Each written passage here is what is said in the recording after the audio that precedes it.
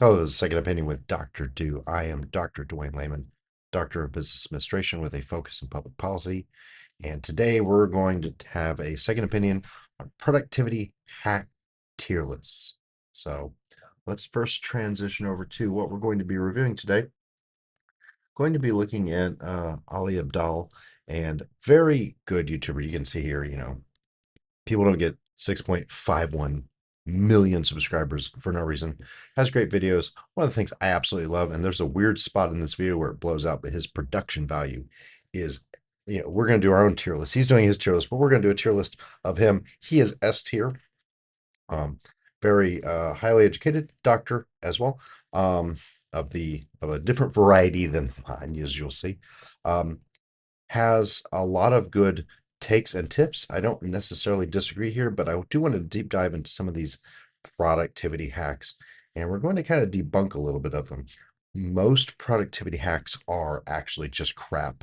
So we're going to take a second here, and then we're going to just review his video. We're going to stop at each portion, and we're going to review sort of what's being talked about, what it's about, and then we're going to break it down, find actual research, and then figure out what the hell that means. And I'm going to give you my take and why you're probably going to waste your time on like 95% of these.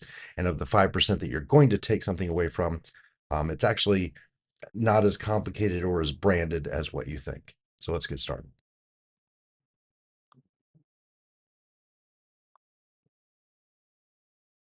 Hey friends, welcome back to the channel. Today we're doing something really exciting, and we're ranking all of the world's most popular productivity techniques in order of how effective, how useful, how life-changing they are. I've been reading all of the productivity books under the sun for the last decade or so, and some of these techniques are useful, and some of them are a bit crap. And so we're going to be using the standard tier list ranking system that YouTubers have been using for all sorts of other things. We're going to be using that tier list system for this productivity list. So the tiers that we're going to play with are as follows. We start with the S tier. These are the absolutely life-changing productivity methods that you literally cannot live without. Then we have A for... I just want to say I like his tier system here, and yes, I have it on 1.5 speed. If you really want to deep dive into his video, please go watch his video. I'll try to get the link in the description. Still working on the workflow. Video number 2 here. Okay, so it is going to go fast, but I love his tier list here, which is a little more reasonable. It's not a tier list on what's a banger, what's not, and so on and so forth. So let's go back through that for essential, quick. Life-changing productivity methods that you literally cannot live without. Then we have A for essential. These are really, really, really useful that will really impact your life, but they're not actually going to make a life or death difference. Then we have B, which is like useful and nice to know, but not massively going to move the needle. We've got C, which is nice to have techniques that might be useful in specific situations. And then we've got D, which are techniques that might work. Ignore everything below S tier and A tier. If it's not going to be life-changing or essential, it's probably a complete waste of time. It might be interesting to know, but it's probably just a complete waste of time For other people, but that don't really work for me. And then we have E and F, which are totally useless and utter.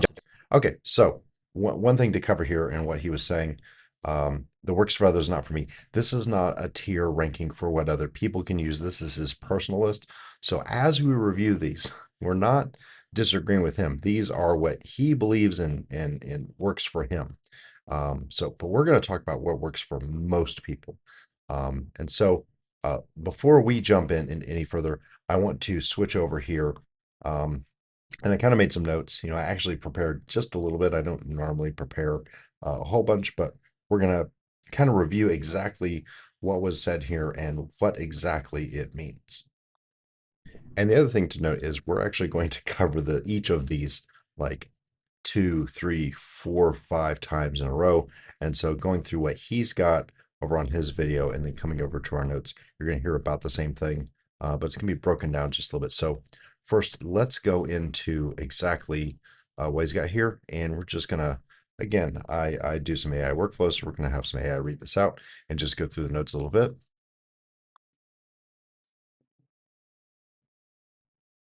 Ranking all popular productivity techniques using a tier list system. S tier. Absolutely life-changing, cannot live without a tier. Essential, really useful, will impact your life. B tier, useful and nice to know, but won't massively move the needle. C tier. Okay. Nice to have. This is somewhere that I agree. So everything below is nice to know. I actually think that the E and F tiers, even the absolute crap systems, are nice to know because we're going to hear it's like getting money advice. Anytime that you're having money problems or you want to do some type of investing or you're trying to cut down your credit cards or you're trying to save for retirement. You're always going to have people in your life who are going to offer you advice, and some advice is good, some advice is bad, and you should be familiar with what bad advice is, and just be aware of it. So I'm a little different. I think everything we're just gonna say this, and we're gonna delete that right out there. We're just gonna sop that up with a piece of bread as like gravy, and we're gonna go all the way B through F tier.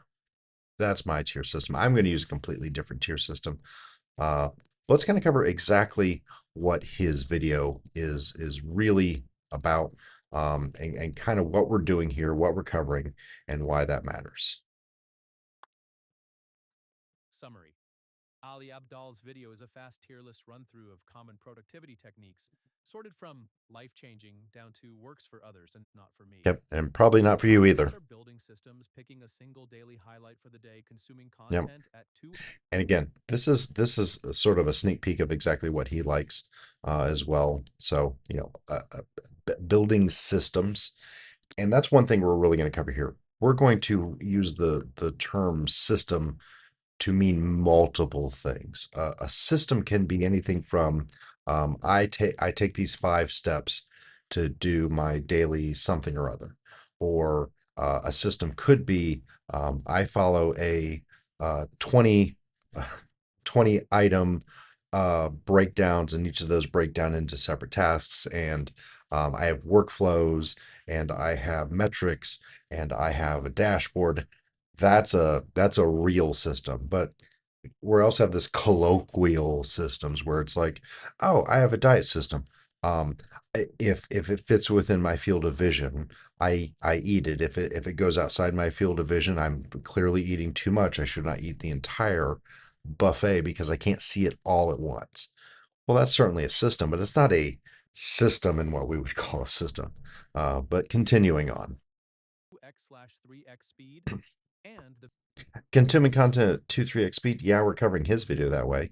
Um, but we're not covering our stuff this way. If you are listening to this at 1.5x or 2x, I review my own videos at 1.5x just to see if there's any improvements that can be made. One of the improvements I found was my volume was just a hair too low, and so when I was listening without headphones, it didn't sound great. So listening at a high speed can be helpful, but even when I'm going through an editor level quality of stuff, I'm not necessarily going 2 or 3x speed. If it's very common material, audiobooks and stuff, sure. But we're going to discuss that when we get down to that. These really are his points. bigger meta point of enjoying the journey. While he frames calendar time blocking and delegation as core, practical levers you can actually deploy. Second opinion lens. Much of this is framed as works for me, not universal truth. The tier list is presented. And a lot of times you need to view all YouTube that way.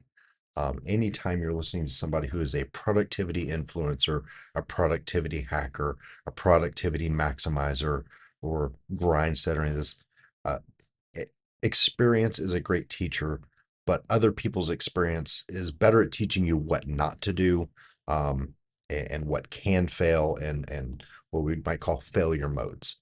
I often will talk a lot about failure modes because there are ways in which the thing you think is going to work is not going to work. And that explores all the ways that Murphy's Law can absolutely screw with what you're trying to accomplish. But back here. Truth. The tier list is presented as personal effectiveness ranking, not a controlled comparison. Yep. The format prioritizes clarity and punchiness over nuance and measurement. Evidence is primarily firsthand. I'll stop there again. This is going to be a long one. I can already tell. Um,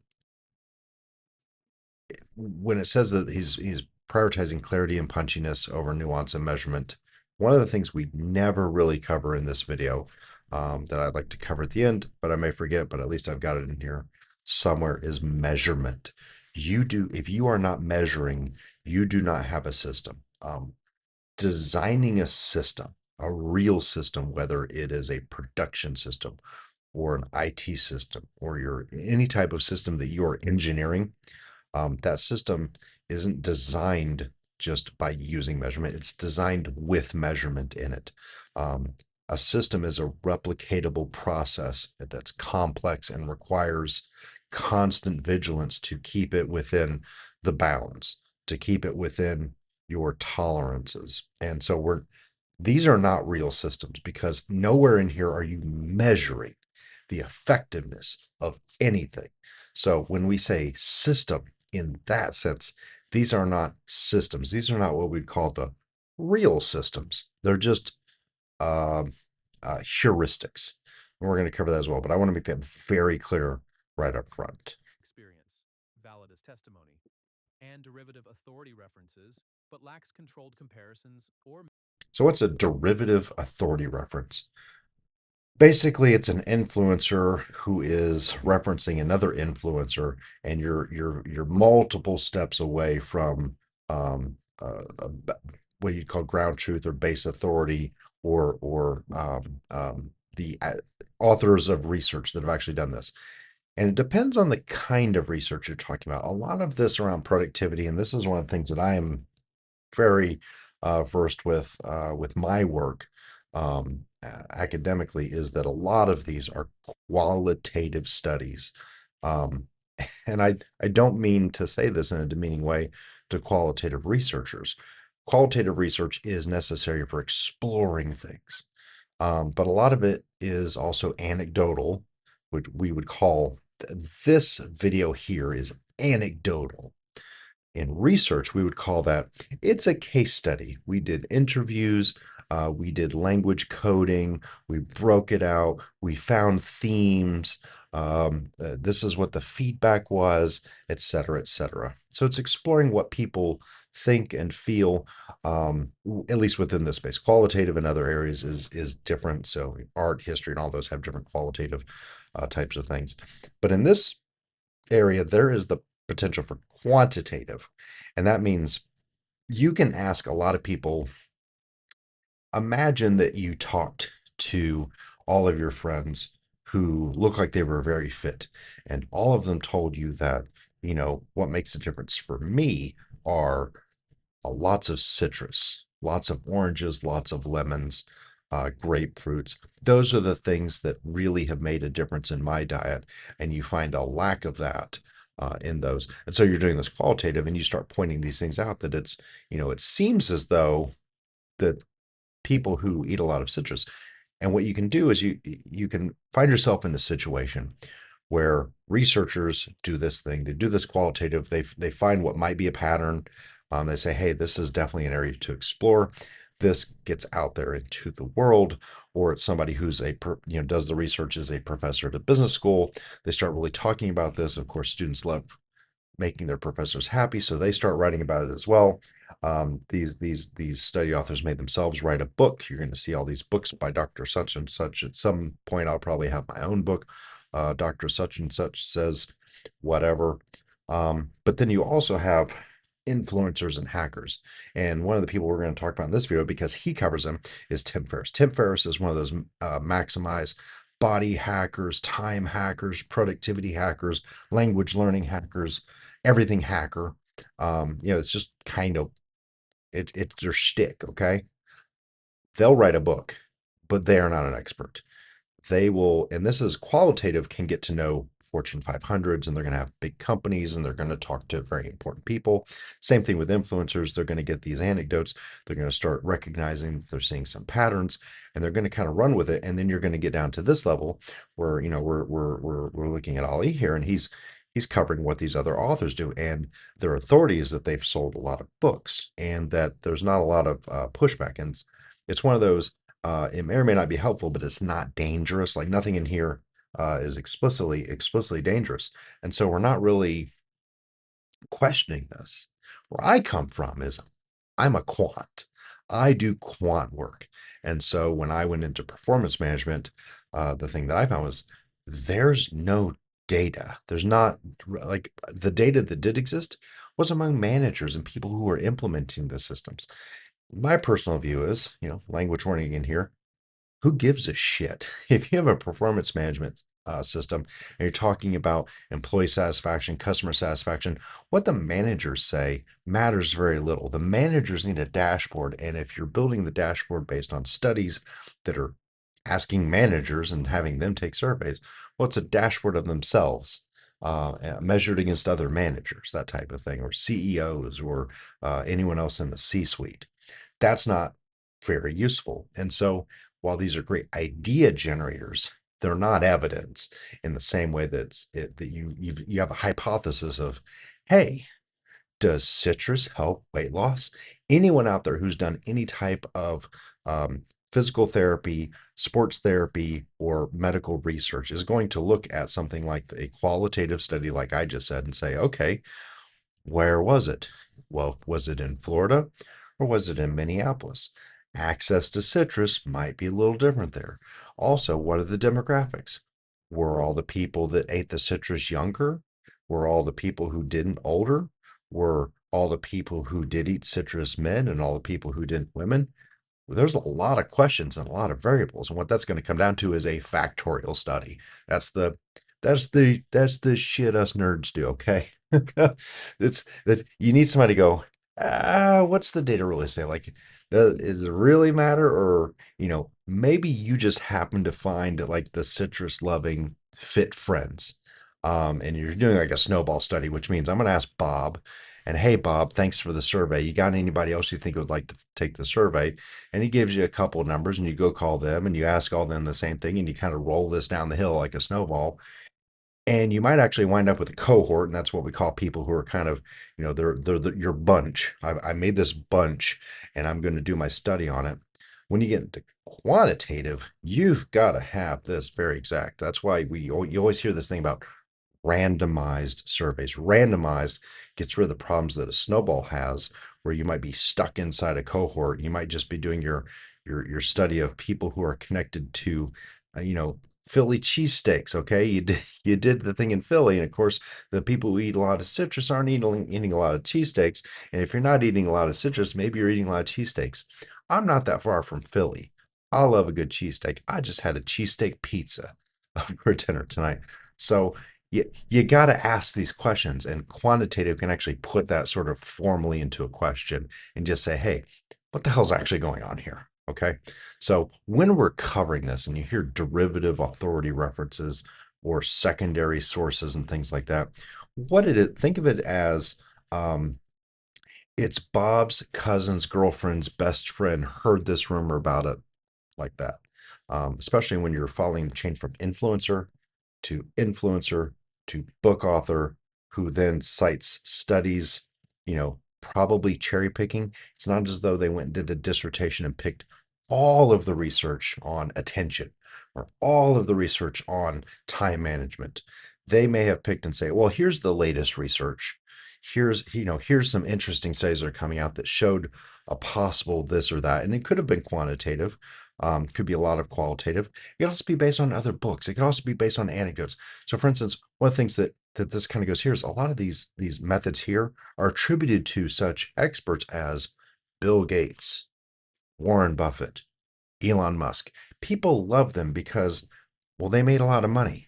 That doesn't mean they know crap all about managing time. Yeah, they made a lot of money, but it's kind of like advertising. You see Kobe Bryant out there in the commercial for Sprite. Kobe Bryant drinks Sprite. If I drink Sprite, I'm going to be like Kobe Bryant. Now, if you have half a brain, you realize that's dumb. And probably during a game, now we don't have Kobe with us anymore, but if you were to see someone out there killing it in the game, they're probably not chugging down a 24 pack of Sprite.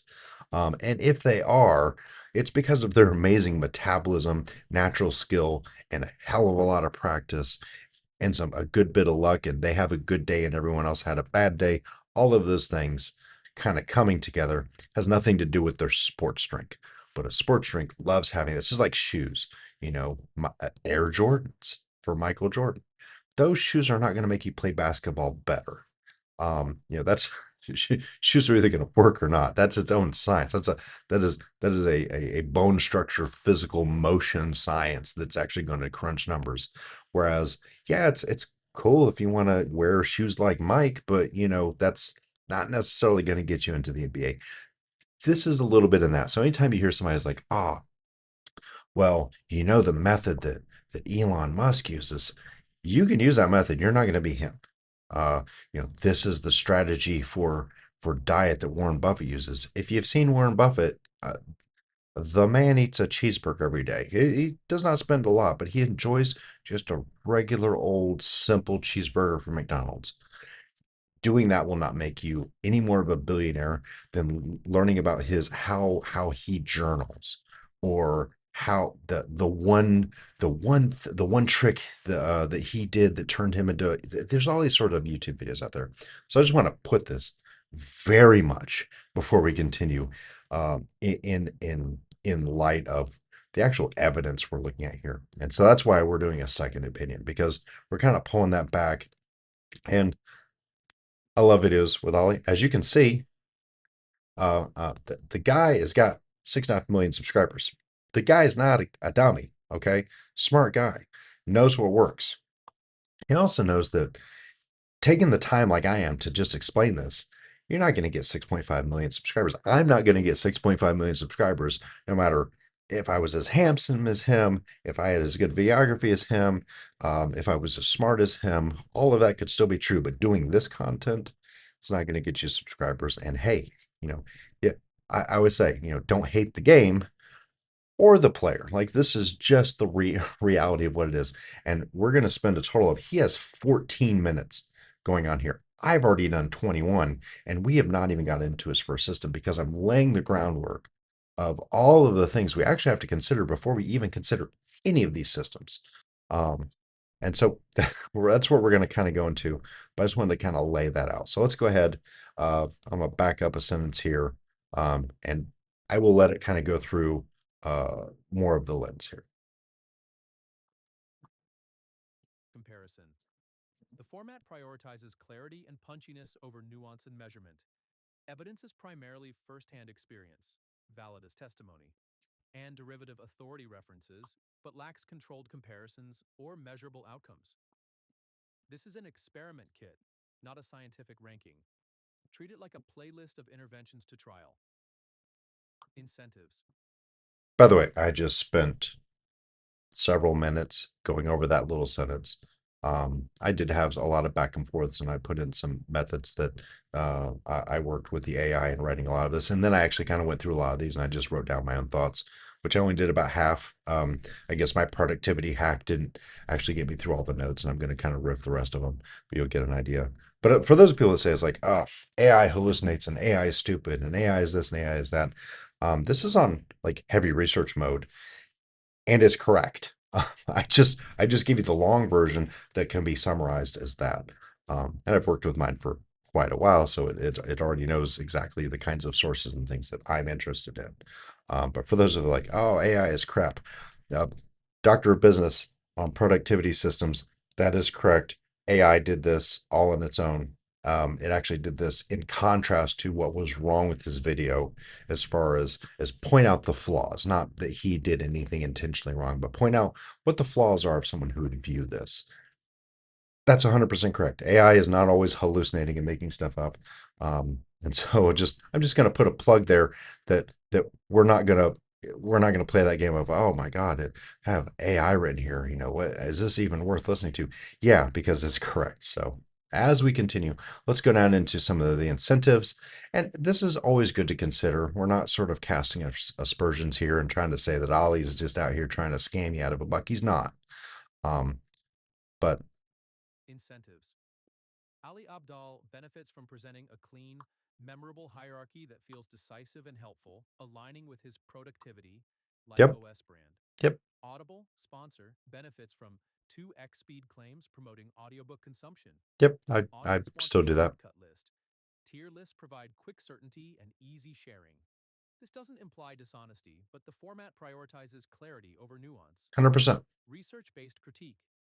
Most productivity techniques are branded wrappers around a small handful of psychological management mechanisms. Yep, The wrappers spread because they're memorable, marketable, and identity-friendly. yep. The mechanisms spread because they work, Hmm. modestly, conditionally. and mostly when you keep them boring and consistent. So, stopping there, for a lot of these techniques, it's often helpful for those promoting those when they're writing books to point out either people like Warren Buffett did this, Bill Gates did this, Sergey Brin did this, Sam Altman did this. This is the one protein source Sam Altman swears by before he goes off, as though if you eat a single hard boiled egg on your way to work, you're going to start an AI company. Um, these systems have very small effects.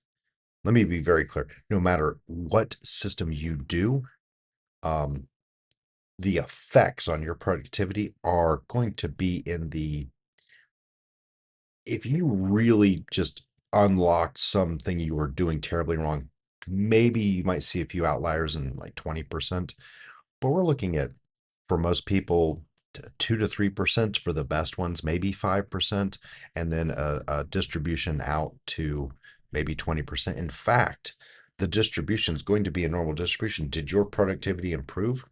Let's say we're making this up. We got a normal distribution. Most, it seems like if you take this, you're going to at least get a 3% boost in your productivity, and 3% is not big. You got to remember the other side of that curve. That includes people that lost productivity. There's such thing as negative productivity. So if you're sitting there and doing like you're bullet journaling every single email you go through, and you're working on a help desk and you're doing a ton of work, and you're like, I'm doing to do bullet journaling and I'm going to get so far ahead in my work, and you're spending 5 times the amount of time documenting in this journal that's not directly helping or integrated into your systems, you're going to lose productivity. I don't care how good you think bullet journaling is. And I know how to, I stole a few techniques for my own journaling from bullet journaling. I'm not knocking it. I read the book. It's decent in terms of basically making a shorthand markdown for paper. That was my 1 and 2 takeaways from the book. Is to separate things on a complete page per day, in a nice little numbering system, and then here's like a neat little markdown system for paper. Other than that, and I use a tablet. I don't have time to carry around books. It's a great takeaway, but yeah, you can actually get negative productivity. So warning here as well, you might do these and lose productivity, especially the harder and more complex and more time it takes to build up to it or do this thing. Like building a habit is hard. You're not going to get more productive by building a habit. You're going to lose productivity building a habit. But the idea is the habit is, improving your life. So, we're weighing the pros and the cons here. Time management in general shows a moderate relationship with performance and well being, not a magical one. Amen. Low S. What makes fad systems collapse? The new diet problem. Yep. People overestimate how fast behaviors become automatic, underestimate friction, and pick systems that require constant willpower. Real habit formation tends to be slow. Median approximately 66 days in one classic study. Wide range. Wiley. It really is going to depend on the type of habit. It's going to depend on the resistance. A lot of it you can't even control. And we're not talking about things like age, but your habit for working out is wildly going to be dependent on your environment. It's going to depend on your friend groups. It's going to depend on the pressure around you. Are you the only person out of shape in your entire friend group and they all go to work out? It's going to be very easy for you to get in shape and to get the habit because you're going to be just going and hanging out with your friends and being more like them. If you're going against the grain, you're going to have a hard time developing a workout habit. And those things are out of your control, and it does not matter what system you use. The saying, no man is an island, no habit is an island. Regardless of what any of these you do, you're going to run into so many issues that you will never have thought of. And there's nothing you can do about them. It doesn't mean you give up on the habit. It just realize that, you will be going uphill on some of these things. And, the habit, some habits may be easy, like the workout habit may be easy, but if you want to read good, 50 good books a year, you want to do you're not a reader. You want to become a reader. So you want to take a year, read a book a week, 52 weeks. Well, if your friends are spending the 4 hours a day at the gym, you're also in the wrong friend group to do that. You're in the great friend group for a habit to go to the gym. It's not the right friend group that's going to help you along. And so now you're obligated to go this extra workout that you might not really want to do. And you've actually got to cut down and leave them. And so you're not one of the guys or one of the gals that's going and doing these long walks or these hikes or all of this.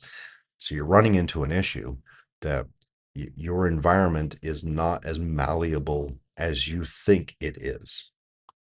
Online library. 80/20th takeaway. Science aligned low height. I know I'm going to call out my own BS here. 80/20s. It's shorthand. The shorthand is only pick up the stuff that's going to have the biggest impact and cause the least amount of disruption for you. Full stop. I don't care if it's 80/20. I don't care what the ratio is. That's just general. I use the same thing for instead of sitting down and journaling a whole damn book and every quote and every stat. And I'm sure people have nice 20-page notes when they read Simon Sinek's Start With Why. And maybe they review them and this and that. It'd probably be cheaper for you to just catch a flight, ask all the questions you want of Simon Sinek, record them, and then just listen to it back. Stop doing all this extra work unless you're actually working on your handwriting. That's not the way to 80/20. The way to 80/20 is if you read a book, the bigger the book, the bigger the takeaway. But just grab two. If you happen to grab more, great. If you find a book that changed your life, but every book, no, stop it. If you only keep 20% of this episode, keep these boring fundamentals. 1. Put tasks into time and place. If then, planning schedule. This is the takeaways that it found from his video, not our video. I'm going to skip over these a little bit, but it does have some good points. I'm just going to hit them really quickly. Reduce attention switching. This is anything you can do to reduce your cognitive load. There's a lot of behavioral and cognitive sciences and educational sciences that talk about cognitive offloading. Anytime that you can do cognitive offloading in an efficient manner that is simple and not a complex manner, which only adds to your cognitive load, that's good. What's cognitive load? If you have to think about it in the slightest bit, that's cognitive load. If you're ready to go working out and you find out that your gym bag's not put together, your workout clothes isn't in there, you don't have your shoes next to the door, your gym clothes, half of them are in the laundry, and you got to put that together. Suddenly, you got cognitive and physical load. You got time load going on to this. You've got so many things. You're probably not going to work out that day. It's like, I got to do work just to go work out. The thing to do is if after working out, if you don't just crash and you take your bag, you immediately get things into the laundry, you keep your bag there. So as soon as it's laundered, you get it right back in the bag. And then you do that, you keep your shoes nearby. As soon as it's done, boom, boom, into the bag next to the door. Next time you go to work out, there's no cognitive load. Why? Bag and shoes are at the door. Time's at the door. You're done. That's cognitive load, is getting things ahead of time. That's why people like meal prepping. I don't understand that one. One of the most valuable slow activities that a human can ever engage in. There's two. There are two main activities, and you may laugh. I'm not joking. The two main activities are going to be love and romance and cooking. These are the most communal social things that we do that built the civilization we live in. What, let's go with the conservative estimate, 20,000 years ago. 20,000 years. What separates us from most other animals is our romantic habits and our culinary habits. Spending time with our loved ones, our friends, our family around a table during food preparation. This is something a few other animals do. So if you look at chimps and great apes, you'll see grooming habits. Cooking is serving very much the same type of space as grooming habits in terms of our social sphere. And so that's one of the reasons I'm completely against meal prep. I think meal prepping has this sort of idea, and maybe it's great if you're a bachelor or bachelorette, but you're cutting out one of the core social, one of the very reasons for living. The reasons to do this is to be able to have fine food and maybe a fine wine. You know, I don't have money to spend on wine every single day, but having those times are very special. Um, Meal prepping, I mean, it's the social mediaification of cooking. That's just my personal opinion. I'm not a culinary expert. Um, Maybe it's great for some people, maybe it's great for busy families with a lot of kids, but having that communal time, I've found, at least with my own family, help build relationships every single time it was done. And I've always spent time on that. It doesn't mean you don't stop at McDonald's sometimes. You're in a rush and people are just freaking hungry, or you hit up some other kind of fast food, or you order a pizza. Um, but take these things in small doses. Scheduling. This is the highest leverage behavioral bridge. Yeah, we're gonna skip a lot of this. Small starts. Don't believe in that. Um, it it can be and I think going with the research here, it's a little more nuanced with that. Respect energy and motivation. Micro breaks help. Yeah. Um, Stay charged, stay refreshed, and do all that. So before we go into these, we got the Pomodoro coming up next, and we're going to just head over to the video and we're going to watch what he has to say about the Pomodoro technique. We're going to quickly run through. I'm not going to say a lot, so we're going to already been a half an hour. We haven't even touched a single thing. We are at the 54-second timer of his 14-minute video. I told you guys I can talk. I probably should have been somebody that was one of those circus callers trying to get people to buy tickets because I could stand there and talk for 8 hours straight. So we're gonna go through the video, listen to it quickly, have the AI read the text for each, and then I'm gonna go through and I'm gonna read my thoughts, how I kind of with the bucket that I put it in, and what my recommendation for it would be. So let's get started on that.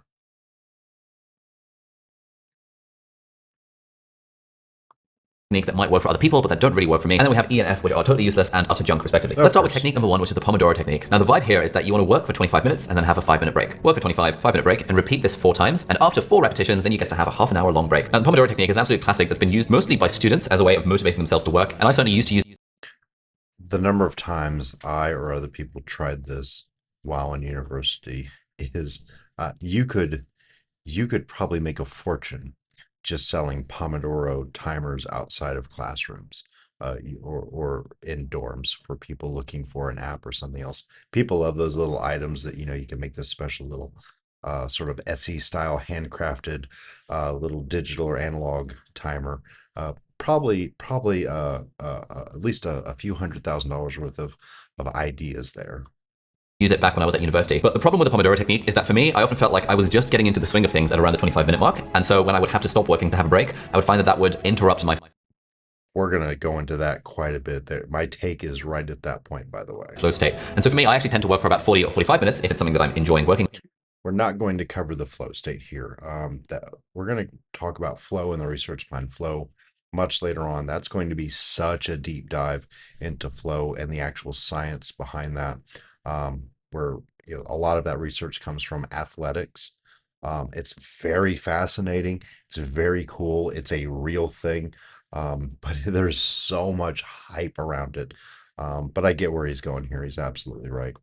On, I find that is the ideal amount of time to get me into the flow state. And so it's a bit controversial, but I'm going to rank the Pomodoro technique as C on our tier list. Next we've got the Okay, so he is going to put the Pomodoro technique on the C tier. Let's see if we can find that exact spot. rank the Pomodoro technique as C on our tier. Now, let's cover this and what we've got on the Pomodoro technique. So let's do a little AI review of what we just heard. Break that down a little bit. 054 Pomodoro technique, tier ranking C. Work for 25 minutes, then take a 5-minute break. Repeat 4 times, then take a 30-minute break. Classic technique used mostly by students. Problem: often interrupts flow state just as you're getting into the swing of things.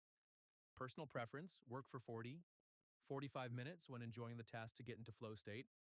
Second opinion lens, personal experience-based ranking. Different. Now I'm gonna put this out here. The second opinion lens and the research analysis that we're going to go through here The AI sort of did this. I didn't really feel like reading these. I'm very familiar with these, so I didn't actually read these before writing my thoughts. But I found out that uh, they lined up very well on a lot of these. So again, uh, you can trust AI on some of these. Just make sure that you ask it for pros and cons, and oftentimes let it be a little cynical. Let it give you the pitfalls because that's going to start stripping away a lot of the crap that's in there. Adversarial AI is actually quite amazing because it's really good at finding flaws. If you're not just trying to either date your AI, which I do not suggest doing, or conversely, you think you have a great idea and it's hyping you up. Let it break things down.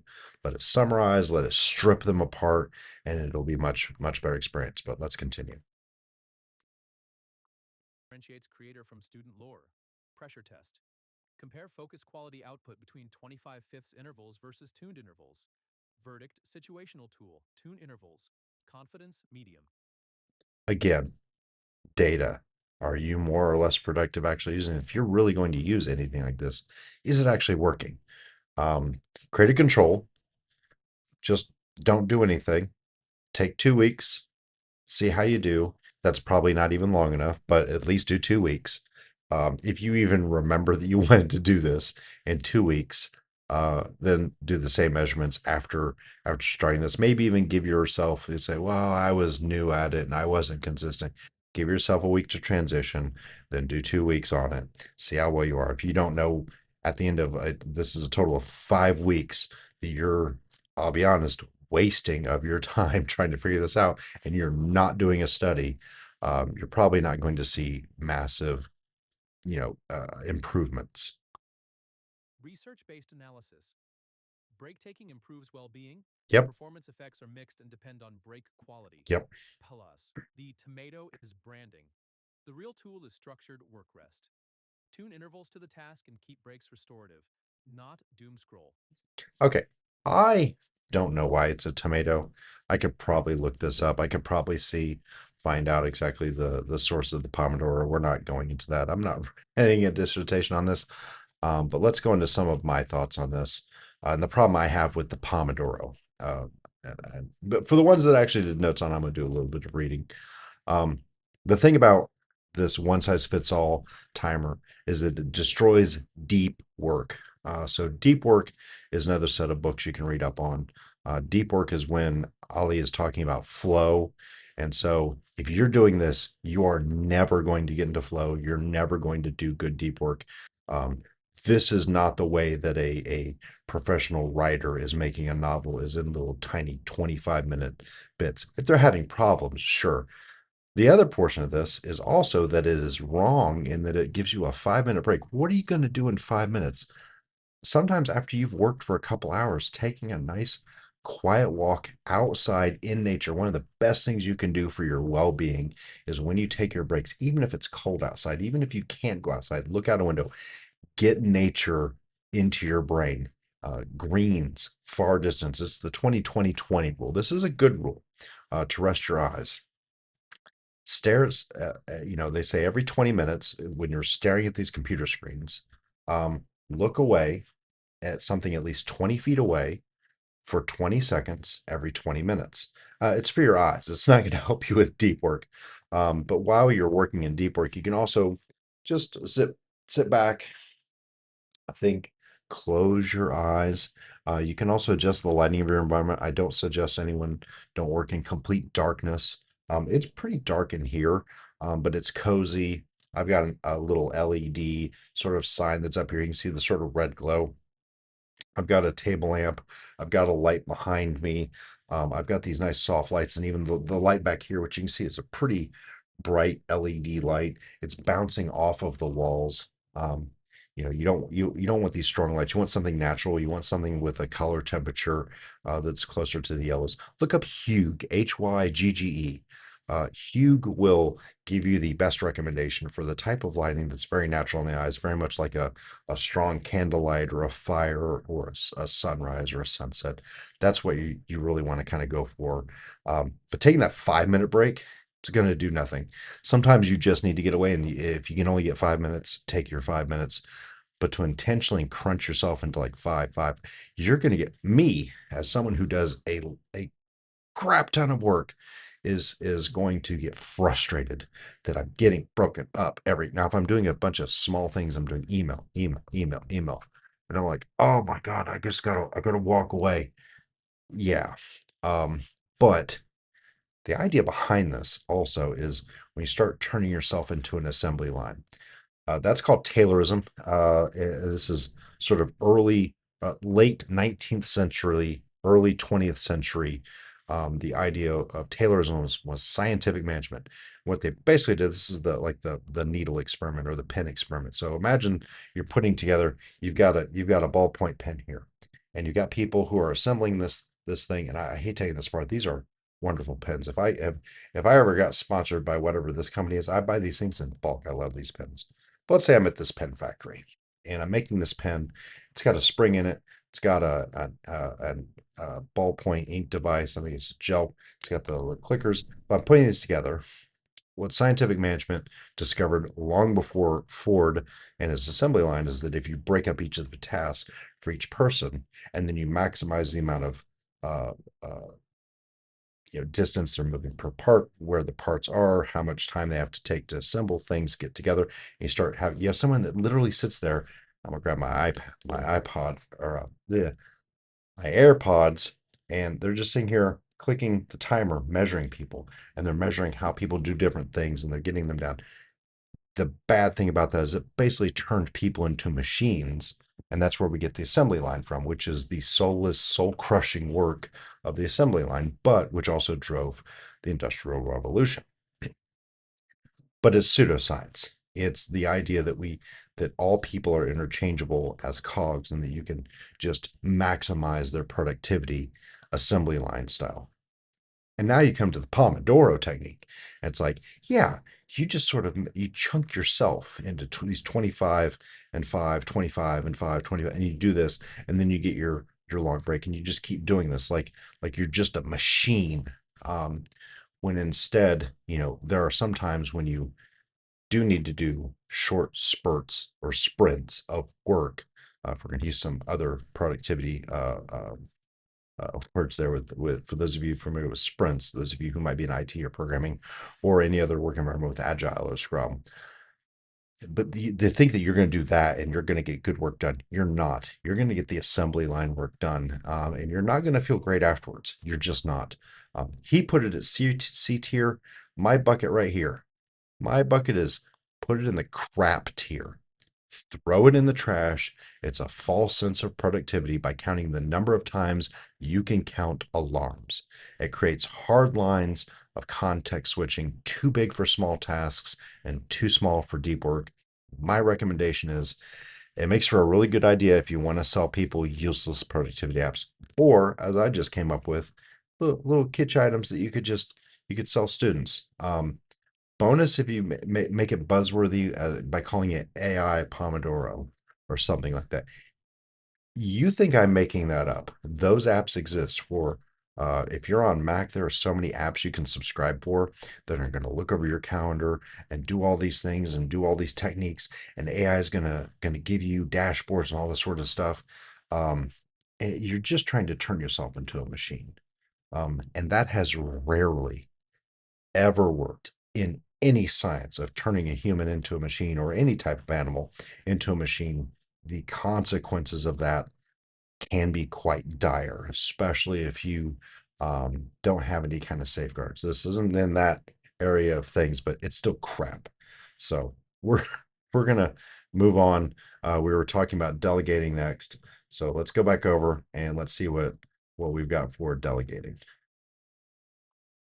Tier list. Next, we've got the concept of delegation. Now, Tim Ferriss talks about this a lot in The 4-Hour Workweek, which is one of the books that's most changed my life. And recently, I've heard entrepreneur and investor Naval Ravikant, because normally our tier. Oh, I screwed that up. I just wanted to pause here. The delegate the 2-hour work week, the 4-hour work week. They talks about here by Tim Ferriss. I read the book. I'm going to cover it a little bit. I like some of the ideas. Tim Ferriss is one of those people that comes up with good ideas. Um, Big warning here though, and I'm going to point this out in a lot of my videos. Never worship a person and be like, this is the guru. And there's a lot of people that look at Tim Ferriss, and I don't think Tim Ferriss would do this himself, but they look at him as he is a guru. He's a guy just trying things out. He is an expert in a few things. He's sort of hacked his way through a lot of life scenarios. He has a very interesting story, but don't guru people. So I just want to put that out there. I'll start which is this one of over again, yes. but Next, don't we've got the guru concept of people. delegation. Now, Tim Ferriss talks about this a lot in the 4-Hour Workweek, which is one of the books that's most changed my Cool life. And recently, guy. I've heard entrepreneur and investor Cool Naval guy. Ravikant talk about the idea of setting an aspirational hourly rate. Now, the idea here is that we should figure out what is our time worth to us personally in like dollar amounts, and then if there is stuff that we're doing that we don't enjoy, then we can think about delegating it to someone else if it is cheaper than the amount that we set as our aspirational hourly rate. So I'm going to give delegation an A tier ranking because it's genuinely an essential tip, and if you haven't started valuing your time. So this is one of the spots where Ollie and I are going to wildly disagree, because for the normal person, this is a horrible idea. But let's break down exactly what he said, and we'll discuss why it's probably great for him. It's probably great for some people, and it's probably the dumbest thing you could attempt to do in your life, depending on your situation, and it's very situationally dependent. By the way, if you're doing it the 4-hour work week style, don't. And we're going to cover that in why. So let's go over to our notes, and I will get the AI going on this, and then I will cover some of my thoughts. 138 delegating, tier ranking, A concept.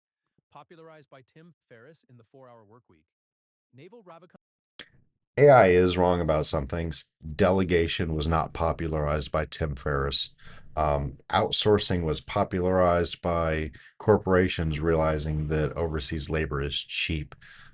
Henry Ford also figured out that delegating rather than building all the cars by hand himself. So it was not popularized by Tim Ferriss. So just a quick little correction there. I said AI is amazing. I didn't say AI was perfect. So have a little bit of common sense. Idea. Set an aspirational hourly rate. Figure out what your time is worth in dollar amounts. If tasks you don't enjoy. It's going to be your hourly work rate. I'm a market forces kind of person. My time to me is worth $1 million an hour. Is that going to help me? No, it is not. An aspiration. I really do have to stop on some of these. An aspirational. I aspire to make $150 an hour. I'm not going to secret it into reality, because what and maybe this is AI because I don't know this the specific author book or writings or what they've done that says this aspirational. There's what you're willing to spend per hour to not do a thing, and depending on that thing, this is so incorrect. So I'm going to break this down just right here right now. The idea that you're going to set an hourly rate for what you're willing to pay someone else to do the thing for you is ridiculous. Now, the rate at which I'm willing to pay a surgeon, and I've had life-saving surgeries within the last 2 years, the amount that I'm willing to pay a surgeon to do it on me or read a DIY book and try it myself is I'm willing to pay in the 7, 8, 9 figures. I don't care what it costs. I will pay whatever it is. That rate is infinite. Meanwhile, I would like to have extra time, but I watch my child do sports. Um, what is it worth to me to pay someone else to go and watch my child do sports? That rate is negative, um, infinite. No one could pay me enough to take my place there. And so this idea of an aspirational hourly rate, I don't know what they were actually saying, but this idea, and they were probably more nuanced on this, but this idea is absolute bullshit. There's also the idea that um, for a companies outsource all the time. Intel might have integrated where they design their chips and someone else makes the chips. Apple designs the chips. They don't make the chips. They let TSMC make the chips. Why? Because the core, and this is the phrase you want to look for if you're kind of following up on your own little bit of research here. Never outsource your core competency ever. You don't need to exist if you do that. For instance, my core competency is being a father. You don't outsource that. But the distance between where I am and the core competency of a surgeon, wildly different. This hourly rate depends on what your core competency is. And I'm sure whoever this author is probably goes into this quite a bit. And this is an unfair summary. I can't imagine anybody would actually say that's it without a shit ton of caveats. So a TSMC, their core competency is making chips. Apple's core competency is designing and understanding the workflows. They outsource, but they train Foxconn to assemble the phones and other items. So Apple's core competency is in software and hardware design and marketing, whereas TSMC, Foxconn, Samsung, who makes the screens, that's their core competency. That's an easy outsource. And the reason they did is not some aspirational rate, but focus. They're willing to pay more. They probably could do it cheaper. They probably, if they put enough money in, the amount of hundreds of billions of dollars they spend on all sorts of things from training to design, everything else, they could probably save a lot of money by bringing it in-house, but it would shift their core competency over a wider area, and it would lessen their impact in their current core competency. In other words, even with all the money in the world, it's still going to hurt them to bring it in-house. So this idea of just figure out what your time is worth in dollars. And if your task you don't enjoy, that's such a shit caveat. Like I don't enjoy my laundry. The when I'm willing to pay for someone to do it, I'm not. Why? Because I can listen to audiobooks or have YouTube playing in the background and see what Ollie's talking about next. I can do that. I don't enjoy it, but if it takes 5 minutes loading and I sort of enjoy a little bit. But the other fact is, don't be such a lazy ass. You don't delegate everything out of your life because it's inconvenient. If you attempt to remove all of the friction from your life, you're removing all of your humanity and reason of being. I'm not saying laundry and all that's going to do that, but I will say this. I think that people who are millionaires, billionaires, stars, who have private chefs and all this, I think they've lost a major piece of humanity if they are no longer cooking for themselves. I honestly think that if you have a private chef coming in, and you can say, well, the health benefits and this and that, you've lost a core piece of your humanity. The cost of what you gain from something like that. Again, I have a blue collar background, as you might have seen in my previous video. What I learned through manual work, an Elon Musk will, no matter how rich he gets, he will never fucking have in his life those lessons of actually physically being there and doing a thing, of seeing the systems from truly from the inside and not just on paper or conceptually or abstract, are wildly different. It's the difference from a Tim Ferriss who lived the life that he wrote the book about, which is why I'm not giving him crap. He lived that life and wrote a book about it, versus you or I who read the book. And then we think because we read his book, we understand the experience the way Tim Ferriss understands his experience. We do not. Those are wildly different. And putting these things into here and saying, well, if you don't enjoy it, I kind of, again, this is going to be the second video in a row that I've mentioned Ryan Holiday, just because of the people that talk about a little bit of stoicism and building character and being a good human, being a human you want to be, which should be your first goal. It should be the first reason you want to do productivity hacks, because you want to do your best. That's why you're probably watching videos that Ali puts out, or watching this video. You want to know. Learn to enjoy the work that is given you. that doesn't mean do it all yourself. So we're going to get into that caveat, but I really wanted to jump in here that if you are at least, and we'll just blame this one on AI. We'll just blame this on it. If this is what you think, um, is what they are doing, or even what someone like a Warren Buffett or Elon Musk, if you think this is what they're really doing, um, whoever's telling you that is full of shit. They're not. B, if you do take it to that level, you're cutting out, like, is your goal to sit in a hot tub for the rest of your life? You can do that without your job.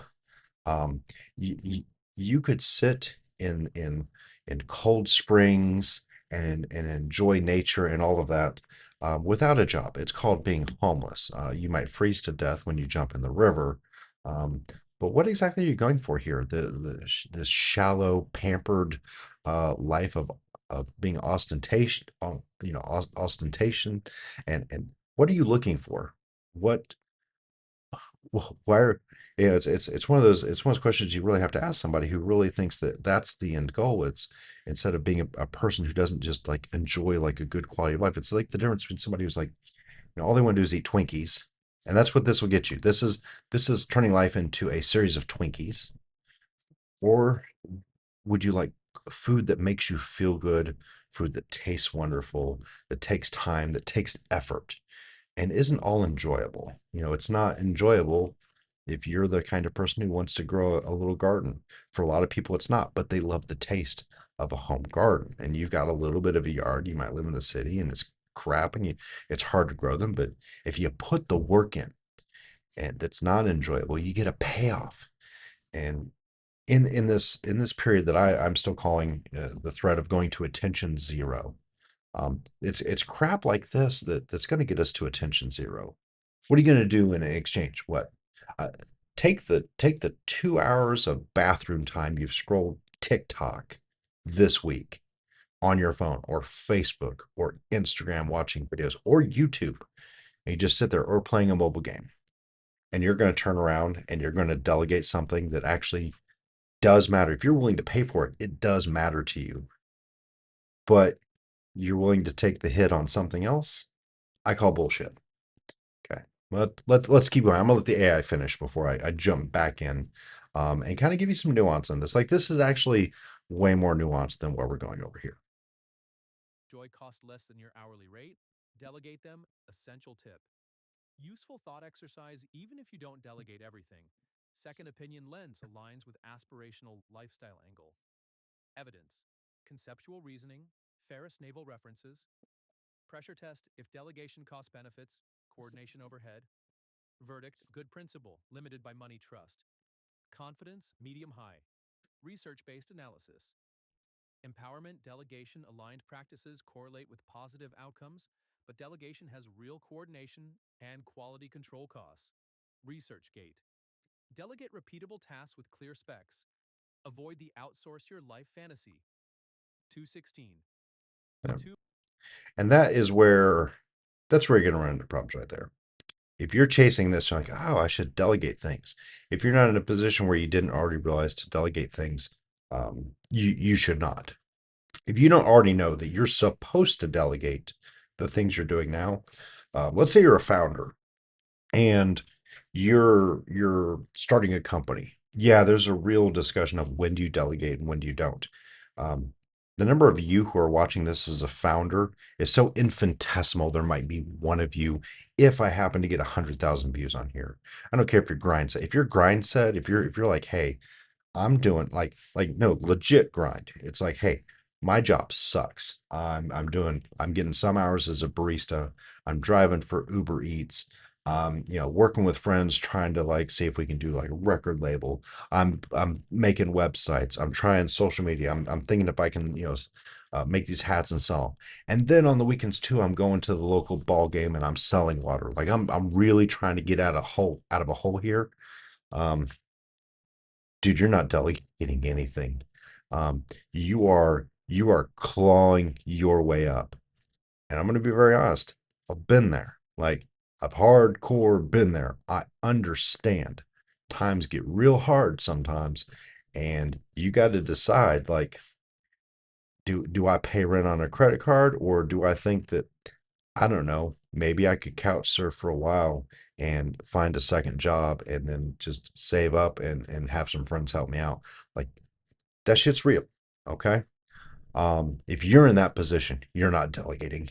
You're not considering delegating, and you're in a situation that a founder with VC money going through Y Combinator couldn't fucking imagine. Most of them are doing this in college. Most of them are either being found in college and dropping out, or they're trying to drop out with an idea. Um, they're going to have to work just as hard. And if they're thinking about delegating, that's probably why they're going to fail. It is long after that stuff that they delegate. Let's talk about where you do delegate. I'm just going to read because I'm already topping an hour here. I'm already going to have to break this up. This one 14-minute video that I've gone 2 minutes in on two things. I told you, second opinion is one hell of a deep dive. So we're probably gonna wrap this up, and then we'll break it off into video two. And I think he's got, how many has he got here? He's got enough. He's got enough that we're gonna have multiple videos. But let's wrap this one up here, and I want to give you some final thoughts. If you're a manager, delegate. Who's a manager? Are you the shift manager at a Subway? Yeah, you don't get to make all the sandwiches. If you got, you just hired a 15-year-old or 16-year-old, whatever it is in your state, and you're the 18-year-old, 19-year-old, or even 30-year-old manager, you're going to do a lot. You're going to spend time on training, you're going to spend time on cleaning and other things. You're the one responsible for keeping both of you going. You are a manager. Does someone report to you? Like, when I say report to you, I don't mean the legal definition of a manager or supervisor. The legal definition is you have hiring and firing decisions over those people. You probably don't. Um, it's a quirk in labor law that you get a manager so that they don't have to pay you overtime. So it's something that also applies to IT as well. Um, I say that I am an IT director. I have hiring and firing, but it also means there's no overtime. Your salary. So if you don't get overtime, or you get straight time because they say, well, you're a manager, you'd better be able to fire people around you. But that's a whole other episode. If you're in a position where anyone has to answer to you, when you tell them to do something, they're supposed to go and do that thing. If you ask them to sweep the floor and they're supposed to go and do that and not say, I don't answer to you. If they can say, I don't answer to you, and they're right, you are not a manager. You do not delegate to them. You do not pretend to delegate to them, because they will rightfully tell you to go to hell. Again, that's my blue collar background. If I got a coworker and we're working together, we're going to talk about what you do in that situation. That's a whole different concept than delegation. But you don't look at your job and you're sitting at the line, or you're, doing. I've made fries at McDonald's. You're making fries, and you might ask someone for help, like, hey, I am behind, I got to run outside, I got to get this. Can you, when that goes off, can you hit them, dump them, and salt those for me? You can ask, but you don't sit there and go, hey, I'm going to run outside. What I'm going to need you to do, because you're younger or you're less, like, again, you can go to hell. Manage yourself. You don't delegate. You don't have to delegate. You don't have the right to delegate. You need to know what's the old saying? Know your place before your authority. If your place is not a manager, your authority is not to delegate. That includes to customers, by the way, but again, different discussion. Because the world is not a multi-level marketing. Delegation is a pyramid scheme in this sense. And what's the bad if you're not a manager and you're trying to do, you think you're going to Tim Ferriss your way out of all of your work by co-opting your family and coworkers. Delegation can be a pyramid scheme for lazy people. Most people do not manage other people, and so you are coercing your coworkers and families into doing the work you should be doing. Or, and I will just add a caveat here, if you're paying all of your fees, and God bless all the people doing Uber Eats and DoorDash and all that, I'm not buying your services anymore unless for some reason they're outsourcing to you, because my God, those services, if you were getting the money, it'd be different. If you were being paid like a decent wage and all that, but based on their service fees and this fee and that fee, and also taking forcing companies into a 30% price hike, uh, Instacart and DoorDash and Uber Eats can kiss my ass. I am not about to delegate to you to go shopping for me. There isn't a price point in the world that I'm going to give up $40, $50 on my groceries for the delivery. I can order it through the store and at least sit outside and do a pickup. I might delegate that. Not a bad idea. Well, if they offer curbside pickup at your local grocery store, highly recommend. Very great. They often won't get the things you want, but you know what else? I actually enjoy spending some time going through. Don't over delegate everything, but there's a little wiggle room in there. But for most of it, we're talking about money. It says make your aspirational pay. Well, that didn't cost anything, so I guess that's not real delegation according to the rules. Um, but there's a sense of accomplishment that can be gained by doing your own work. Again, little stoicism, you know, make your own damn bed. I don't care if you're a billionaire, make your own goddamn bed. Okay? I dear billionaire who doesn't have to do that. I don't care if you are in the White House or the shit house. Make your own bed. You can do it. Do you have to do that in a hotel? No. But should you at least make your bed at home? Make your bed at home, you lazy bastard. Like again, this is we're pulling things a little further apart here. And like I love to tell people, it is like, oh, should a doctor be saying that? I ain't that kind of doctor. um, YouTubers, and I'm going to read here because I have specifically put this in YouTubers, not this one, and often just little CEOs. Think of Linus, Linus Tech Tips. Runs a company, 100-ish people. It's an okay company. It's tiny. It's itty bitty. It seems like a lot of money. It's itty bitty. But they're CEOs. Should they be delegating? Yeah. They're CEO. They actually have, they're 100 people are answering. Yeah. But does that person need this YouTube video? If you need to tell that person to delegate, they never would have gotten to where they are. So they already know they're supposed to delegate. If they don't, they're just going to die of a heart attack. I'm gonna tell you right now, they're gonna die out of a heart attack sometime in their 40s. If you're running a 100-person company and you're not delegating anything, and you're just gonna do this, like it's not gonna work. Um, Continue on. I'm so much burning the time here. Use too much self-reference about how the productivity grind set maximizes and all this sort of stuff. So here's what I don't like. And I'm not faulting Ellie here. I mean, you're right about what you know. If you like reading Stephen King, you'll notice that a lot of the main actors or characters in his book are freaking authors. You're telling me that all this goofy weird shit happens to authors? He's an author. It's what he writes about because that's what he knows. It's like I think it's one of the reasons that Rammstein sounds so industrial because that's their background is industrial. So they sound a lot like the machines. It's one of those, is it nature or is it nurture? But the fact is, Ollie's a YouTuber now. That's a big thing. So he has classes. He'll teach you how to be a YouTuber. He'll teach you need to learn how to delegate. What's delegation mean?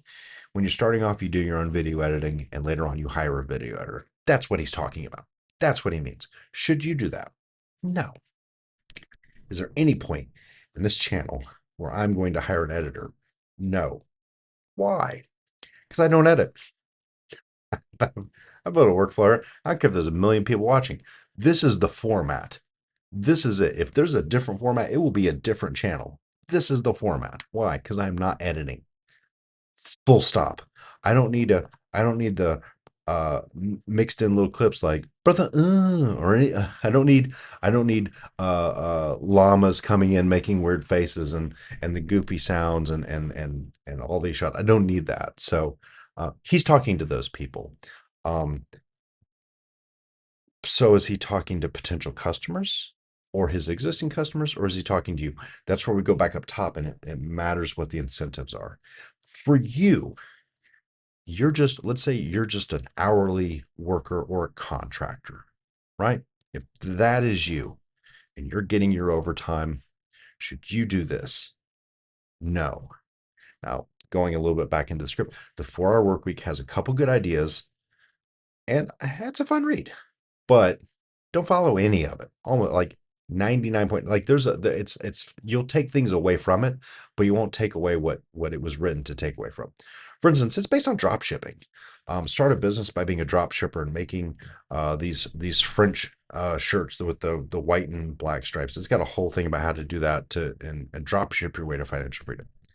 Um, and what happens when something like that? Yeah, it might could have been a little background cult book where people kind of took that idea and hey, people actually started on their way to being more like him and kind of get off that. But the book became a bestseller, and suddenly you got 50,000 grindset people.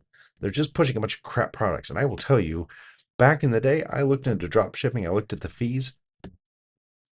There's a few big. There were even back then, probably less today. There's a few big drop shippers.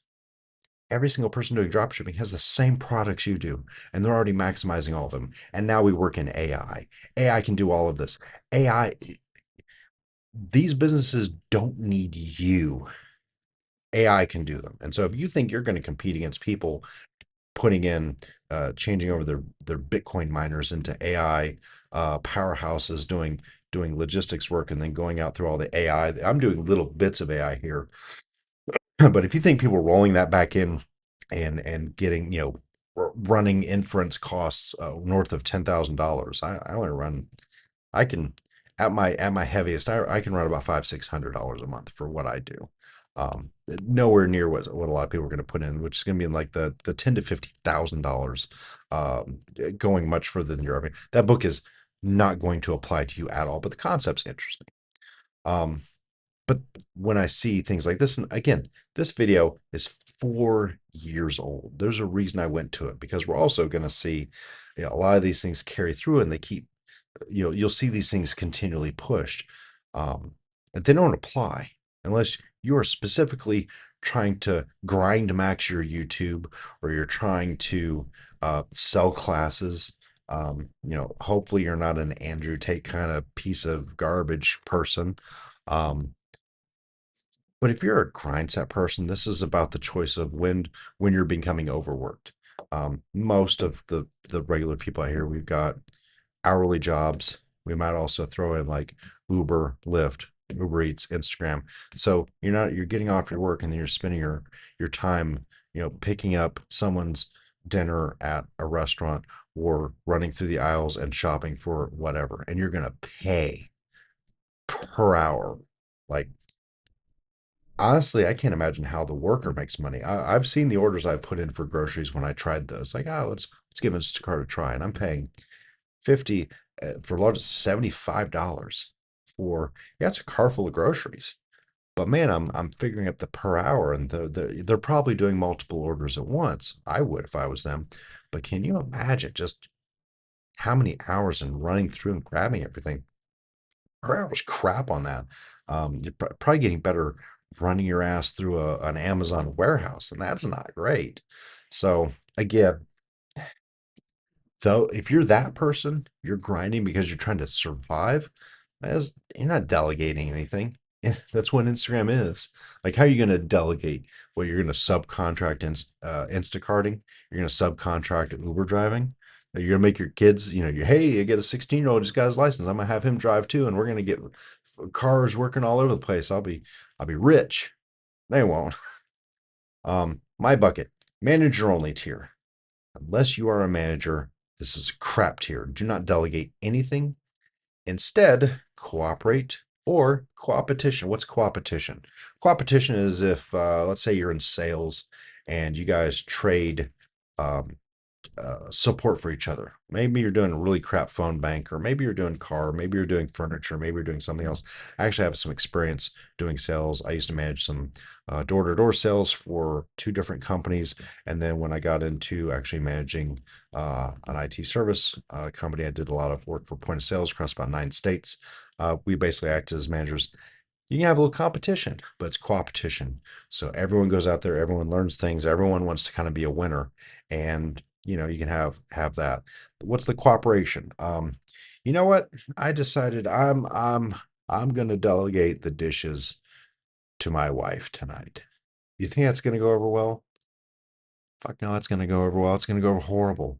We're gonna cooperate. I'm like, hey, if I do the dinner and then pick up the front room, dining room, would you be able to do the dishes, or have you got something going on? Like, how do you want to handle tonight's stuff? cooperate. Okay, don't delegate to your spouse. Because if you do, you're just a dick, and you'll probably be divorced sooner rather than later. Now, if you are a manager and you don't know this and you don't delegate, you'd better learn real quick. You better take a lot of people, they can't be they feel like delegation is confrontational. Workers rely on you to do your job. If you can't delegate, their jobs will become crap. If you can't discipline people when they need it, everyone around that person, their work environment will become crap. And so it's not confrontational. You are protecting those who want a good work environment. And if you're not capable of doing that, learn very immediately, or I recommend you quit. If you're not a manager, don't be a manager. I'm gonna go here and kind of deep dive a little bit more. This is gold tier. This is S. This is out of the ballpark for managers only, and only at your work. And you need to identify if you're going to be a good manager first.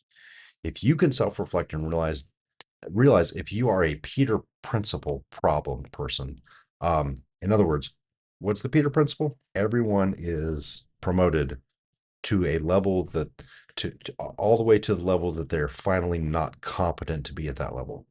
So you're a good worker, you're a good engineer, you're the best person who knows everything inside the pizza parlor, behind the counter. You're great in the kitchen. So they make you the manager. You suck at management though. You are now a victim of the Peter Principle. You have been promoted up to a level that you are now no longer competent in what you're being required to do. And that happens a lot where they take a good worker and they make them the supervisor or manager of that department because, well, you were good at this, so you can teach and tell people. But that doesn't mean you're a good teacher. And it doesn't mean you're good at telling anyone anything. It's same with sales. They'll take the best salesperson, and that salesperson will then run the sales department. They might know dick all about management. Um, Management is not fun. Delegating makes it workable. And if you can't delegate as a manager, you and your team will eventually fail and you'll burn out. You will hate it. They will hate it. Ask for a demotion and just be honest. Just say, hey, I'm not, I know you wanted to maybe reward me. I'm terrible at this. I'm good at what I was doing. I am terrible at this. I'm not trying to quit, but I can't do this. You might have to take a pay cut. It's because it sucked, didn't it? That's why it's a pay bump, because it sucks, and you're never really off work. Uh, that's one of the bad things about salary. You're never truly off, and there's a whole boundaries issues. Now we are an hour and 22 minutes in. I try to condense it. There's so much rich material in it. That's why I told you guys in the last video I really want to hit these productivities. We're gonna start with the 2-minute rule next time. This was really fun, covering Ali. And this easy video to find. It's one of his more popular ones. Just all you have to do, you can look in the description. I'll try to remember to actually get this in here. The best productivity hacks of all time. You will see, it doesn't look like I'm subscribed here. This is because I'm logged in as my channel. I'm not logged in as my personal. I'm not trying to spread the joy of what my personal channel is. I am a subscriber of Ali Abdal. Actually, a really great channel. Interesting what his takes are. If you take them with a grain of salt of realizing why they're useful to him versus why they will be useful to you, it's going to help you a lot. This is like one of those, you ever see like an MKBHD, or you see someone else doing a channel and they'll do this, what's my everyday carry? And what I always find, everyone is very shocked to look at an MKBHD and go, oh wow, yeah, I can't, what does he carry? He probably carries all the best stuff. And then you find out he carries a ton of cameras and lenses a lot of the times, or at least that used to be his everyday carry stuff. And you're like, wait, what? I don't want to do that. Well, of course you don't, because you're not MKBHD. He is very specifically talking about himself, just like at least talking very specifically about himself and his customers and his business. In his world, things like delegation are A tier. In your world, they should be B tier. You should probably learn about it, because if you're not ready for management now, someday you might be. And I'm just going to tell you, if you're not already a parent, parenting is delegation. Parenting is negotiation. Parenting is communication. And doing so with the other parent and the children and your work and time off and coaches and teachers and all of that. So It's in the good to know. But is it going to be a productivity hack? Because um, well, I was r slash am I the assholes? I think there was one I saw a clip of that where guys like, hey, am I the asshole? So I secretly quit my job and I started Twitch streaming because like I had like 10 subscribers, but if I really grind all day, I'm gonna turn this into a career. And how's that working? I know they're paying the bills and such, and I'm just gonna be like, well, this is gonna take off. What they did was they delegated the entire responsibilities of household and kids and everything to their spouse. Then there was like an update like a year later or 2 years later. It's like, so the divorce finalized last month. Of course it did, because you're an asshole. You tried to delegate life responsibilities because you just couldn't be a grown adult. Again, same thing with I don't care if you're a millionaire or a billionaire. Make your own damn bed. You don't have to make your bed, but don't pay someone to make your bed.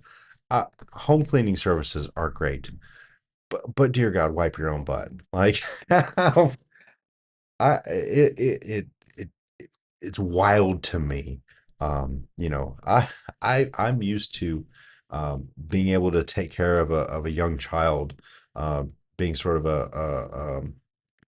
a dad having a lot going on and not having a lot of time, and the mom having to do her own thing, and you're the dad, and you're there by yourselves, and you've got so many things. You've got a house to clean, you've got to do, and everyone's out. You're like, oh my God, and I've got a 3-year old, and you're like, I don't have any time.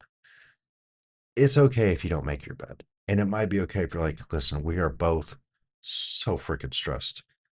What about once a month? Can we just have someone come in and clean? Like we're getting our asses handed to us. Like money's not really an issue. We're kind of covering it. Like the diapers suck, but now they're gone. What if we just like save up a little bit and we do this like little bit for us just so we get a little sanity back? Cool. Do that. Do you need a live-in nanny? Oh dear God. Do you need an au pair? Come on, people. I don't know where it's like the old Dr. Spock idea. Like if your baby cries, don't hold your baby. Of course, hold your baby. We have a lot of these dumbass ideas. They got stuck in the ether on bad research and bad data. Do your own work. It's like that. It's like the book "Girl, Wash Your Face." Wonderful book, by the way. I should cover that probably sometime. See if anybody does a breakdown of that. I actually enjoyed that. Take care of yourself. It's well, you can wash your own dishes. You can make your own bed. This is nobody's asking you to. It's the same 24 hours as everyone else. That's the funny thing is people say, "Well, yeah, I realize that I have the same 24 hours that Warren Buffett has, and he's using his time to be a billionaire." And buzz. You know what Warren Buffett can do? Warren Buffett can make his own bed. I don't care how rich you are. You can make your own bed. You can drive yourself to work. Now, granted, I make enough money, probably not driving like traffic anymore. Like, I will still drive. There will be limits, and of course, they do that for liability reasons. If you're not the driver and you have another company driving you, then technically you can't be sued and all of that good stuff. So if you're a billionaire, you might not want to drive just because one bad accident and suddenly you're no longer a billionaire. But take care of yourself. Some of this can be good. I would say, learn to do these things a little bit, learn how delegating works, um, but learn cooperation. A lot of managers, yeah, delegation is a work order. You can tell employees what to do. You know what's easier? Cooperating. So one of the things that we aren't going into this, I'm so very tempted to go into, but we've got to finish this one, and we're already an hour and a half. Is I'm very, very much in the area of leadership styles and followership styles. And if you are just delegating by go do this, you go do this, you go do this, you are a terrible manager. If you are disliked as a manager and not for good, like there's good reasons to be disliked, but if you're just a jerk to the people you work for, you're not a good manager. Like anyone can bark orders, and someone would say, well, they really can't because they don't like confrontation. Well, I can bark orders. I'll get more with honey than vinegar, though. Being a jerk is not going to really help you build bridges, get the most from people. You're going to find that if you're the jerk, all those sick days are going to skyrocket, buddy. I didn't learn that just from education. Yeah, it's backed up by research. If you're a jerk, you will get your productivity will tank. That's where the whole quiet quitting thing comes from. And you can post on Instagram and Facebook all day long about "Ugh, these people are quiet quitting and I'm going to catch them and I'm not going to put up with it. You don't even know what they're doing. I didn't learn this from academia. I was from blue collar. Um, as a child, I remember going through strikes. And if you think that you're going to hardball your employees into doing something they don't want to do, you're going to find out that your company has a whole bunch of problems that magically appear, and you're not going to catch them. They know those systems far better than you ever will as a manager. I will tell you now that the mechanics and people working on lines know those machines far better than the engineers designing them or designing parts for them. Um, it's always funny that there are two kinds of there's two kinds of machines. There's the one that the engineer designs, and then there's one that actually exists on the shop floor, and those are not the same. One of my favorite things to do was always to push production of a machine past what an engineer said the machine was supposed to be capable of, and I'm like, well, clearly not. Um, But yeah, if you're going to look into management techniques, I I think talking about productivity hacks, maybe this isn't maybe this is a little grind setty, just being this topic. But if you're up here talking at manager tier type stuff, um, that's not productivity hacks. Those are management hacks. And that's something else I almost went in a direction with on this video was that a lot of these have nothing to do with productivity, personal productivity, or business productivity. There's nothing really here for business productivity because these are not systems in the sense that we talked about systems earlier. And number two, then I get personal productivity hacks. Delegation is just removing work. And again, pardon my language. The fuck does that have to do with your productivity? I'll get more done if I have other people take some of the things off my plate. Well, you're not getting more done. You're just taking things off your plate. That'll work whether you delegate. You could just not do those other things and do different things. Like that's not a productivity hack. Like that's nothing to do with product.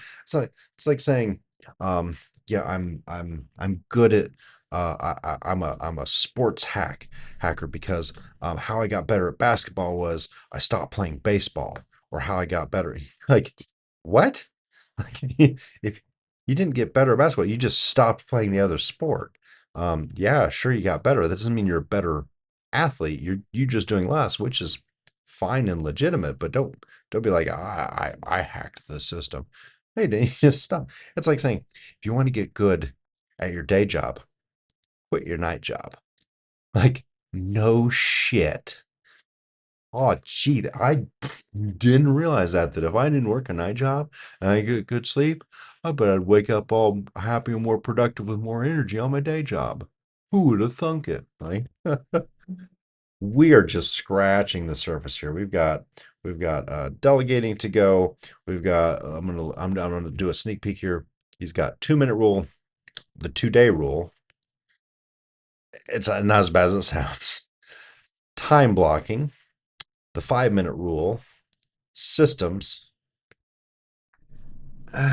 It's gonna hurt too. That one I probably gotta look at again. The systems one, that's gonna hurt because what you mean by a system is it's from Atomic Habits. Okay, it's not talking about real systems. Like I'm not trying to get on James Clear's ass about this, but those aren't real systems. Um, they might be methods. Maybe that's where I can kind of split the baby on this one. They are not systems. Like I mean, they are not systems. Um, but you know, language is malleable. But his thing is systems versus goals, which is, um, I think is really it's goals versus habits. Habits put down into writing. Also going to talk about the daily highlight. It's one of those things where Ollie and I are going to wildly disagree again. This is one of his S tier ones, the daily highlight. I think it's a whole bunch of marketing bullshit. Um, Not necessarily his, and it's not necessarily wrong, but the amount of sugar coating on this thing that's also quite simple and not that complicated is well overblown. He's going to cover batching. That's going to be an interesting one. Color coding. You can probably already guess what I think about color coding. To-do lists. I bet you can't guess what I'm going to say about to-do lists. Consuming content at 2x speed. We're now 34 minutes in. I would advise you, if you're a time traveler, to go back and watch this at 2x. You're probably not going to understand the video, but might not even understand me. I do kind of talk fast. I have to see why I have to talk fast. I'm already an hour and 40 minutes in. And if I talk slow, it would be 6 a.m. already. It is 2:30 in the morning. And then we're going to cover deadlines. Um, and I really need to review that again. Ollie has a problem with deadlines. Out here in the real world, they just exist. They're not optional.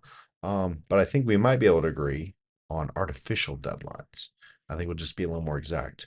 And then also, we're going to talk about something else, which I'm going to pull up into a different tier because I'm going to answer one of the things that he has a problem with the Eisenhower matrix. And then later on, he's going to tell me that the Eisenhower matrix is D tier. And I'm going to tell you why he's wrong. He's not wrong on the on probably for him, but on the principle, it's it doesn't have to be quite exact. We're going to get kind of nuanced here. And a lot of these things here is I don't think you should adopt any of these, to be fair, even if I think they're wonderful. They're great to learn, and then you just do you. Just grab the principle from the method, not system. Just grab that out of there. You'll be fine. What about goals?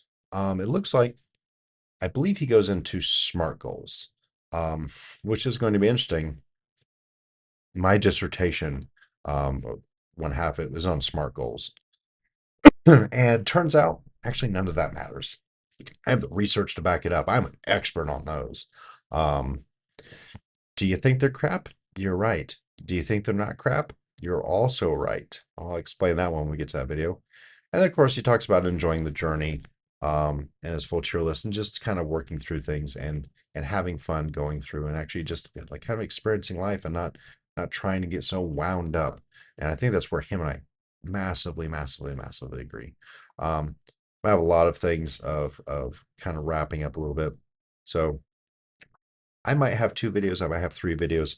I'm really gonna try to wrap this up because okay, 2:30. I'm gonna try to get it out there. I love to interject. I'm gonna try really hard in video 2 of this series that which I might actually turn around and you might not even see it. I did change. I just wear the same hoodie. And I just love my scarf here because I like having the window open for fresh air, and it is currently 29 degrees outside. So I'm sitting here with an open window. So it's not that much of a fashion statement. But hopefully, in part 2 of this, let the video go. Stop trying to interrupt so much. Again, self-improvement is not some big system or method. One of the things that I probably will introduce at the end, we might talk about the OODA loop and why would I have a system or method? And it sounds like a branding and this acronym thing because the military used it. Is actually used in active combat in life or death situations. When you do that, you're just valid. I don't care what your research is. There is the School of Hard Knocks, and there's academia, and then there's people trying to kill you. And when you get to people trying to kill you, either your system works or it doesn't, and you die. So it's sort of trial by evolution, and like those ideas get Darwined hard on the battlefield. So we might cover the OODA loop, and that's kind of like how well, that's why we're not promising any that the I'm going to go back over with a fine tooth comb on the information. That's what I'm doing here. I'm OODA looping, um, which we'll go deep into, but you don't get to stop flying the plane. You fly the plane, and you better figure it out in the air, which is what we're doing right now. Anyways, I hope you enjoyed this. I'm probably going to artificially release part 2 of this a day later. I'm still trying to space them out today. So I apologize, as I'm probably going to have this ready to go and up in the morning, and you're not going to get the next part 2 until Monday morning. But it will be ready to go. I'll even set to schedule to go. But I hope you have a fantastic day, and I hope this wasn't a complete waste of your time because, well, you probably listened to it at 2x. It's been Second Opinion with Dr. Do. Hope you have a great day. Bye now.